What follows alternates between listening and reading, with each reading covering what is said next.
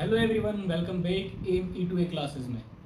इस सीरीज़ में हम क्लास टेंथ की मैथ्स करने वाले हैं। इससे पहले मैंने दो लेक्चर कवर कर रखे हैं जिसमें हमने इंट्रोडक्शन किया था और एक्सरसाइज 3.1 की थी।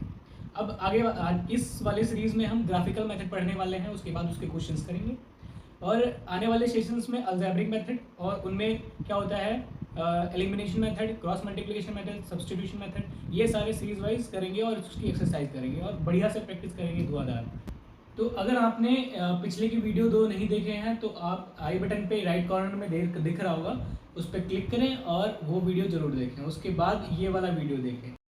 तो ग्राफिकल मेथड समझने से पहले कुछ बैकग्राउंड पिछले का समझते हैं। तो बैकग्राउंड क्या समझना है, ने कहा देखो, पहले हम क्लास नाइन्थ में क्या पढ़ के आए हैं। एक इक्वेशन दे रखी थी, उसके सॉल्यूशन निकालने होते थे, है ना।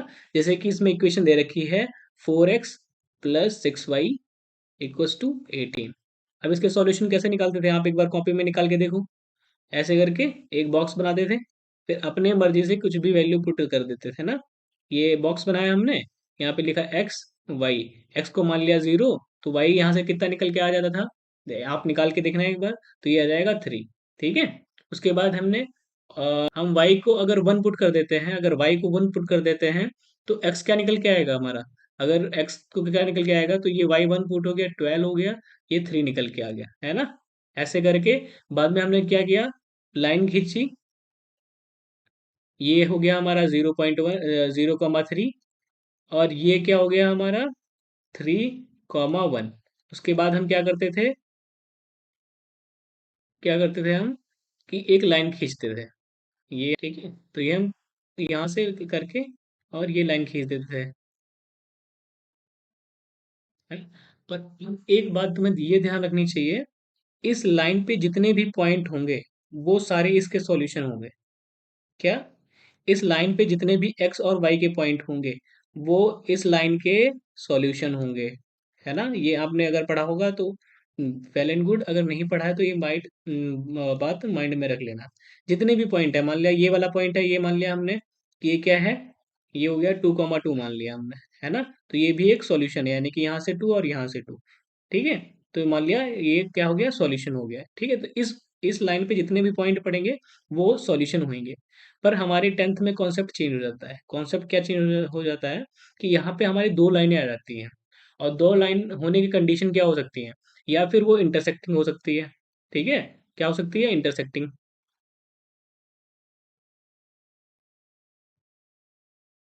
और या फिर वो पैरेलल हो सकती है। क्या हो सकती है, पैरेलल। और या क्या हो सकती है, कोइंसाइड। कोइंसाइड का मतलब क्या होता है, कोइंसाइड मीन्स एक लाइन ऐसे जा रही है और इसी पे दूसरी लाइन चली गई, है ना, तो उसे कोइंसाइड कहते हैं। तो ये क्या हो सकती है, कोइंसाइड। ठीक है। अब सर इससे मालूम कैसे पड़ेगा सॉल्यूशन कितने हैं। तो हमने कहा, जो इंटरसेक्टिंग लाइन होती है उसके एग्जैक्टली वन सॉल्यूशन होता है। कितने, सिर्फ एक। ठीक है, क्या होता है, एग्जैक्टली वन सॉल्यूशन।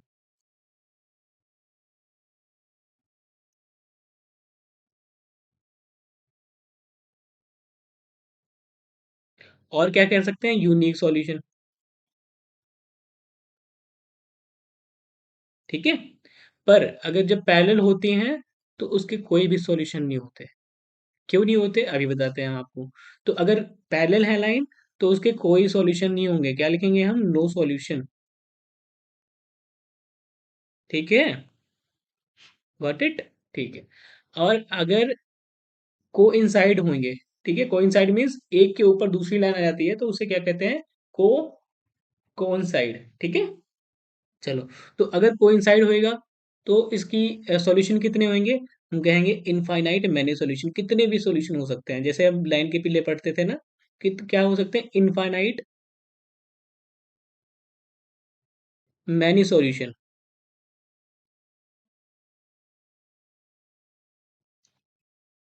ठीक है। तो ये चीज हमें इस एक्सरसाइज 3.1 में ये चीज मोस्ट इंपॉर्टेंट है, क्या है, हमें कुछ बातें याद रखनी चाहिए। पहली बात, इंटरसेक्टिंग। ठीक है, पैरेलल और कोइंसाइड।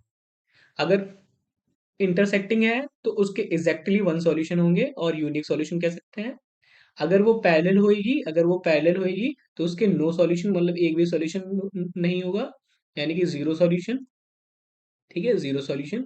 और अगर कोइंसाइड कर गई तो उसके बहुत सारे सॉल्यूशन होंगे। सर ये सॉल्यूशन क्या होता है? मैंने कहा चलो आगे आने वाले सेशंस में बताते हैं, पहले जो इंपॉर्टेंट है वो समझो। ठीक है, तो इतना समझ में आया आपको? तो चले आगे बढ़े, चलो आगे बढ़ते हैं। तो अब हम कह रहे हैं कि चलो ठीक है, अब हमने आपको लाइन दे दी, अब ये बताओ ये इंटरसेक्टिंग है, पैरेलल है, या कोइंसिडेंट है? ठीक है, तो अब कैसे बताओगे कि ये चीज़ कैसे, क्या है क्या नहीं है? प्रॉब्लम आएगी ना। तो हमने कहा चलो ठीक है, आपको हम एक ट्रिक बताते हैं, जादू की झप्पी, है ना, सुना होगा। हाँ, तो ऐसे ही कुछ बताते हैं जिससे आपको मालूम पड़ जाएगा कि ये लाइन क्या है, लाइन क्या है, या फिर इंटरसेक्टिंग है, पैरेलल है, और क्या है, कोइंसाइड। ठीक है, पर वो कैसे पता चलेगा? हमें देखना है और बता देना है। सर हम देख के कैसे बता सकते हैं ये लाइन पैरेलल है, इंटरसेक्टिंग है, या कोइंसाइड है? तो हमने कहा बिल्कुल बता सकते हैं। तो उसके लिए हमें एक मेथड पढ़ना पड़ेगा। तो मेथड है आपका, हमने क्या पढ़ रखा था अभी, कि अगर लीनियर पेयर होती हैं तो उसकी दो इक्वेशंस होती हैं। तो ये दो इक्वेशंस हैं, ये x का कोफिशिएंट a1, ये y का कोफिशिएंट b1, और ये c1। ठीक है, ऐसे ही दूसरे इक्वेशन के लिए x का कोफिशिएंट a2, y का कोफिशिएंट b2, और ये c2। ठीक है, तो हमें पहली स्टेप क्या करनी होती है? अगर हमें पता करना है कि लाइन पैरेलल है, कोइंसिडेंट है, या फिर इंटरसेक्टिंग है, तो हमें पहला स्टेप होता है करना क्या? रेशियो निकालने होते हैं, किसके? a1/a2 के, और b1/b2, और C1/C2। ठीक है, पहला स्टेप क्या है, हमें क्या करना है? A1/A2, B1/B2 और C1/C2 निकालने लेंगे। ठीक है, निकालने के बाद हम कंपेयर करेंगे। कंपेयर कैसे करेंगे? कंपेयर बस तीन चीजें कंपेयर करनी है। पहली क्या है? हमें देखना है A1/A2 और B1/B2। ठीक है, अगर वो इक्वल नहीं है तो हम कह देंगे लाइन क्या है, इंटरसेक्टिंग। तो ये लाइन, अगर ये लाइन बनाएंगे तो कौन सी लाइन होगी? इंटरसेक्टिंग। और इंटरसेक्टिंग है तो इसके सॉल्यूशन कितने होंगे? इंटरसेक्टिंग है तो सॉल्यूशन कितने होंगे? Exactly one solution.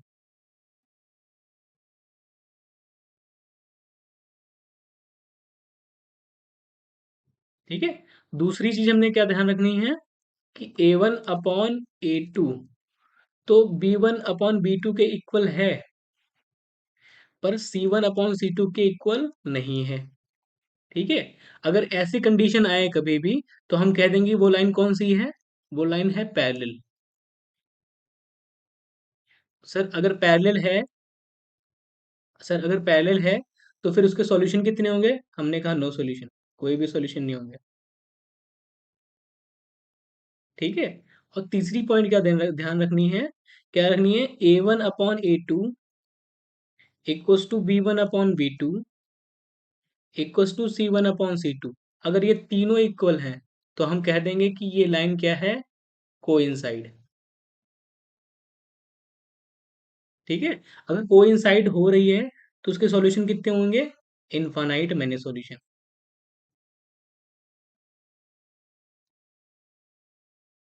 ठीक है, तो हमें यही चीज ध्यान रखनी है, क्या है, कि लाइन इंटरसेक्टिंग है, पैरेलल है, या कोइंसाइड है। पर एक सबसे जो मोस्ट इंपॉर्टेंट थिंग है वो आपको याद रखनी है, क्या? हम्म, सबसे इंपॉर्टेंट चीज क्या देखनी है तुम्हें, कि सॉल्यूशन होते क्या है। तो हमें पहली चीज देखनी है, सॉल्यूशन कितने टाइप के होते हैं। तो हमने कहा सॉल्यूशन दो टाइप के होते हैं। क्या? एक का नाम होता है कंसिस्टेंट,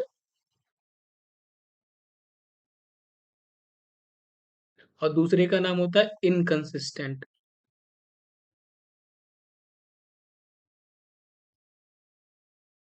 ठीक है, कसर कंसिस्टेंट क्या होता है? हमने कहा जिसके कम से कम एक सॉल्यूशन हो।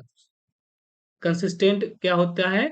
At least one solution, at least one solution. और इनकंसिस्टेंट क्या होता है? नो सॉल्यूशन, जिसके सॉल्यूशन नहीं होते हैं। सर कंफ्यूज हो रहे हैं हम, पिछले वाला जो पढ़ा रखा है हमने, क्या एकदम अभी क्लियर करते हैं। अभी बताओ, एटलीस्ट वन सॉल्यूशन का मतलब क्या हुआ? या फिर एक सॉल्यूशन हो या फिर कितने भी हो। हमने कहा मान लिया एक सॉल्यूशन है, तो एक सॉल्यूशन किस में होता था? इंटरसेक्टिंग में, है ना? याद कर रहे हो नहीं? हाँ। और दूसरा क्या होता था? इनफाइनाइट मैने सॉल्यूशन। ये कह रहा है एटलीस्ट वन, या फिर एक हो या फिर एक से ज्यादा हो। तो इसमें दूसरा भी आ जाता है, कौन सा? इनफाइनाइट मैने सॉल्यूशन है। ठीक, तो वो कौन सी लाइन होती थी? वो होती थी कोइंसिडेंट। और नो सॉल्यूशन में कौन सी होती थी? पैरेलल। ठीक है। अब चलो एक बार रिकैप करते हैं पीछे वाली चीजें। अब ये बताओ, एग्जैक्टली वन सॉल्यूशन है, तो इसको किस कैटेगरी में डालेंगे? इसको किस कैटेगरी में डालेंगे? कोइंसिडेंट, या फिर, सॉरी, किस कैटेगरी में डालेंगे? कंसिस्टेंट या इनकंसिस्टेंट? कंसिस्टेंट का मतलब क्या होता था? At least one solution. ठीक है, कम से कम एक होना चाहिए, ज्यादा से ज्यादा कितने भी हो सकते हैं। तो ये किस कैटेगरी में आएगा? हमने कहा ये आएगा कंसिस्टेंट। ठीक है।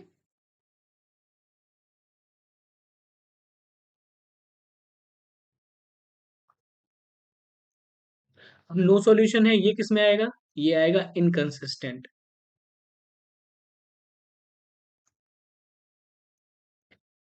और ये इनफाइनाइट मैनी सॉल्यूशन, इसमें भी सॉल्यूशन है ना, तो ये भी कैसी कैटेगरी में आएगा हमारा? कंसिस्टेंट।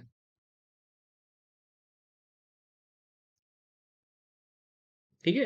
अब ये सारा हम समराइज करते हैं एक में, है ना? इतना घोच पोच सा हो गया है, पर ये समराइज करते हैं, जो कि आपके एकदम क्लियरिटी आ जाएगी। उसके बाद हम एक्सरसाइज क्या करेंगे? 3.2, जो कि एकदम घोल के पिला देने वाला हूँ अच्छे से, अगर आप भी मेरे साथ हो तो। ठीक है। चलो एक बार हम पूरा ये एक बार निचोड़ करते हैं, उसके बाद हमें एकदम कॉन्सेप्ट की पूरी क्लियरिटी आ जाएगी। हम्म। तो हमने ये ग्राफ बनाया, तो हमने पहले क्या कहा था? हमने पहले कहा था कि A1/A2 निकाल लेना है, फिर B1/B2 निकाल लेना है, और C1/C2 निकाल लेना है। आई होप आपको ये दिख रहा होगा। उसके बाद क्या करना है? रेशियो को कंपेयर करना है। ठीक है। उसके बाद हम पता लगाएंगे ग्राफिकल रिप्रेजेंटेशन क्या होगा, और अलजेब्रिक। ठीक है। तो हमने कहा, जैसे ही हमने कहा कि A1/A2 B1/B2 को पता लगा, C1/C2 निकाल लिया। उसके बाद अगर A1/A2 B1/B2 इक्वल नहीं है, तो हमने कह दिया इंटरसेक्टिंग है। तो हमने क्या कह दिया? क्या कह दिया? वो इंटरसेक्टिंग है। और अगर इंटरसेक्टिंग है, तो उसके सॉल्यूशन कितने होंगे? एग्जैक्टली वन सॉल्यूशन और यूनिक सॉल्यूशन। और जिसके सॉल्यूशन होते हैं उसे और कुछ क्या कहते हैं? कंसिस्टेंट। ये चीज ध्यान रखना। ठीक है। और अगर A1/A2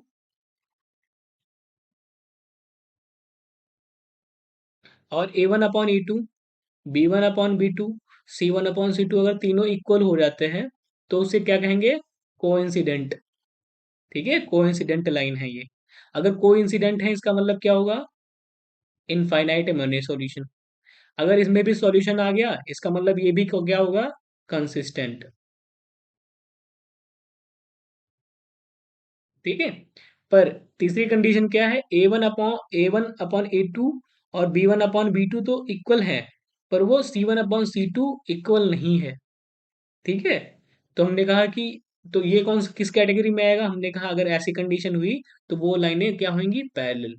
अगर पैरेलल हुई, तो ये क्या होंगी? नो सॉल्यूशन, इनके कोई सॉल्यूशन नहीं होंगे। नो सॉल्यूशन का मतलब, इसका एक वो और टर्म होता है क्या? इनकंसिस्टेंट। ठीक है।